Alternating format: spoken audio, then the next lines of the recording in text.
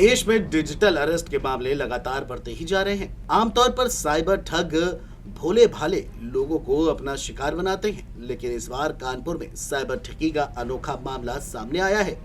यहाँ एक युवक ने खुद को ठगी से बचाने के साथ साथ ठग से ही 10,000 रुपए ऐंठ लिए। युवक को साइबर ठगों ने डिजिटल अरेस्ट करने की कोशिश तो बहुत की, लेकिन युवक ने ऐसी उल्टी कहानियां बनाई कि साइबर ठग ही उसके झांसे में आकर उसे 10,000 रुपए ट्रांसफर कर दिए। इसके बाद युवक ने साइबर ठग को घुमाना शुरू कर दिया। दरअसल पूरा मामला कुछ ऐसा है कि कानपुर के भूपेंद्र नाम के युवक को साइबर ठग ने 6 मार्च को सीबीआई अफसर बनकर फोन किया। अब पहले आपको साइबर ठग और भूपेंद्र सिंह के बीच क्या बातचीत हुई वो सुनाते हैं। हेलो।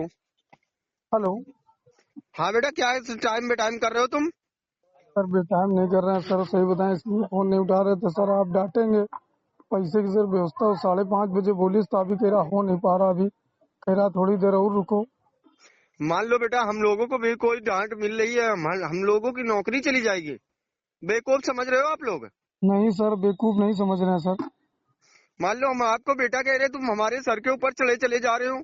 नहीं सर, हम जो है सर, हम आप ही की व्यवस्था में लगे थे सर, व्यवस्था नहीं हो पाई थी सर। व्यवस्था नहीं हो पा रही तो वो तुम्हें टाइम बे टाइम कर रहा है। अभी तो दुकानें मार्केटें बंद हो जाएंगी तो फिर पैसा कैसे कराओगे तुम? नहीं सर, हम व्यवस्था ही में लगे हैं सर, व्यवस्था में की व्यवस्था हो जाए मेरी सर, हम तुरंत जो है पैसे दे दें। इस प्रकार से व्यवस्था होगी? तुम्हें 2-2 ढाई घंटे में टाइम टूटा जा रहा है। 2 घंटे से तुम लगे हो पैसे अरेंजमेंट करने में। 400 रुपए तुमने अरेंजमेंट नहीं कर पा रहे हो। सर हम व्यवस्था में लगे हैं सर, व्यवस्था नहीं हो पा रही, नियम सर कर देते सर। किसी से बेकार जो डाल लो अपना भाई। मान लो हम लोगों को बस हटाओ यहाँ से, तुम्हारे चक्कर में हम फंसे पड़े हुए हैं। हम इतना सर, हम परेशान पहले नहीं थे सर जितना हम अब हो रहे हैं सर। 400 रुपए की और व्यवस्था सर हम लगे हैं करने में सर व्यवस्था। तुम्हारे साथ का जो दोस्त है उसके पास बैलेंस नहीं है क्या? नहीं सर, उसके पास बैलेंस नहीं है, होता तो सर वो हमें दे देता।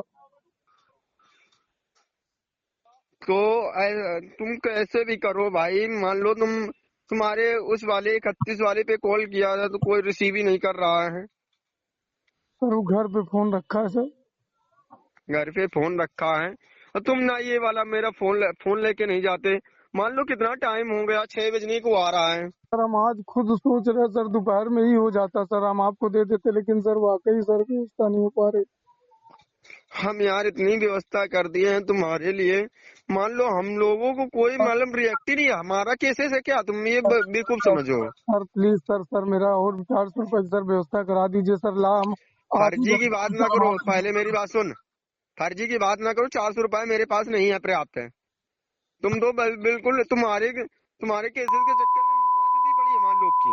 नहीं सर, हम करा देते सर, लेकिन व्यवस्था सर नहीं हो पा रही सर। नहीं वाकई सर करा देते हम। 2-3 3,000 रुपए के 3,000 रुपए बोला, 3,000 रुपए मैंने चैन छुड़वा दी। फिर यहाँ पर तुमने बोला 3,000 रुपए, फिर नहीं दे रहा, फिर 3,000 रुपए लगाया। पूरे पूरे 6-7 हजार रुपए मैंने लगा दिया। बेवकूफ, मेरे दिमागों पे बेवकूफ लिखा था जो तुम्हारे पीछे मैंने पैसे लगा रहा हूँ। आपने तो सर मेरी मदद की है सर।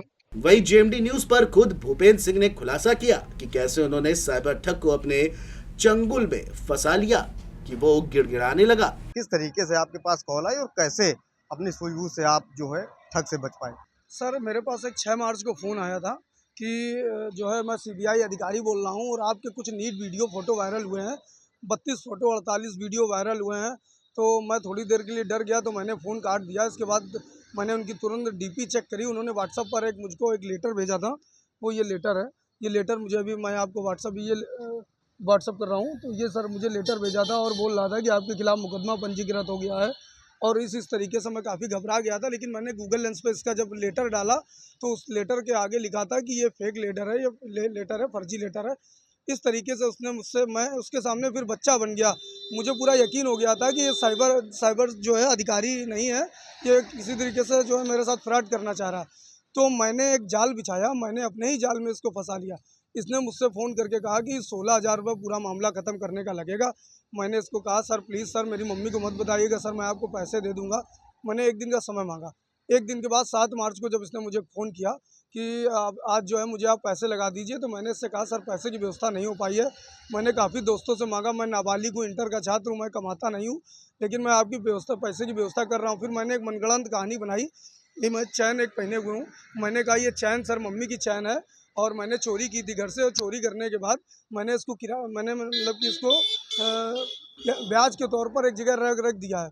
वहाँ पर 3,000 रुपये दे देंगे तो ये 40,000 रुपये की चैन मेरी उठ जाएगी और मैं इसको बेच दूंगा, बेच के मैं सर आपको पैसे दे दूंगा। तो ये मेरे झांसे बनाए हुए पिक्चर के झांसे में फंस गया। इसने मुझे 3,000 रुपये डाले। थोड़ी देर बाद मैंने फिर फ़ोन किया इसको। इसके बाद मैंने इससे कहा जहाँ पर चैन रखी थी 500 रुपये ब्याज मांग रहा है, इसने मुझे ब्याज दिया। फिर मैंने इसको फ़ोन मिलाया, फिर मैंने फ़ोन मिला के इससे बताया कि जो है 500 रुपये जहाँ पर सुनार बोल रहा है कि आप नाबालिग हैं, नाबालिग है, 500 रुपये मुझे और डाल दीजिए तो मैं आपकी चैन जो है रख लूँगा। स्टाम्प पेपर के बनवाने के एवरेज में मैंने इसे 500 फिर लिया।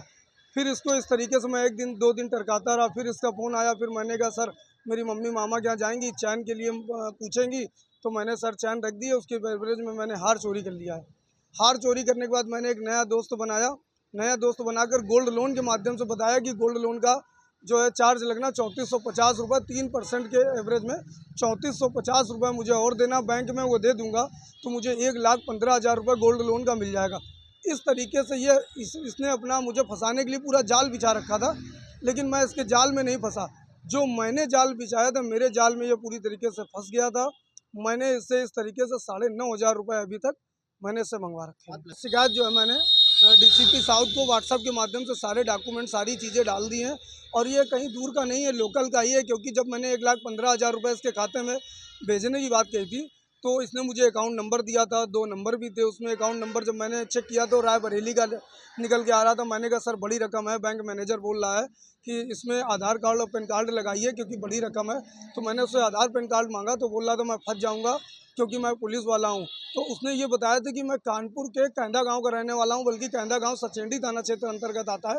कानपुर पुलिस पर मुझे पूरा भरोसा है कि कहीं ना कहीं इस जो ये ठग का शिकार मुझे बना रहा था इस युवक को कहीं ना कहीं जल्द ही पुलिस इसको गिरफ्तार कर लेगी। सर मैंने अभी तक तो मेरे पास संपर्क फ़ोन किसी का नहीं आया हुआ है। फिलहाल जो है मैंने DCP साउथ को दोबारा कॉल किया, लेकिन होली और रमज़ान का समय चल रहा था, पुलिस प्रशासन सारा व्यस्त था, इस कारण जो है मैं उन तक नहीं मिल पाया, वो भी नहीं मिल पाया मुझसे। लेकिन आज मैं कुछ ही देर बाद मैं DCP साउथ से व्यक्तिगत मिलने जा रहा हूँ और सारी जानकारी मैं उनको मौखिक रूप से मैं बताऊँगा। बहुत धन्यवाद हमसे बात करने के लिए। ये थे भूपेन, जिन्होंने साफ तौर से बताया कि प्रधानमंत्री की मन की बात सुनकर कैसे ये ठगी के शिकार हो रहे थे, उससे ये बचे। और उनकी ये अपील है कि ऐसे जो ठग लोग फ़ोन करते हैं और धमकाते हैं उनसे डरे ना, बराबरी से बात करें और इनके झांसे में न पड़ें।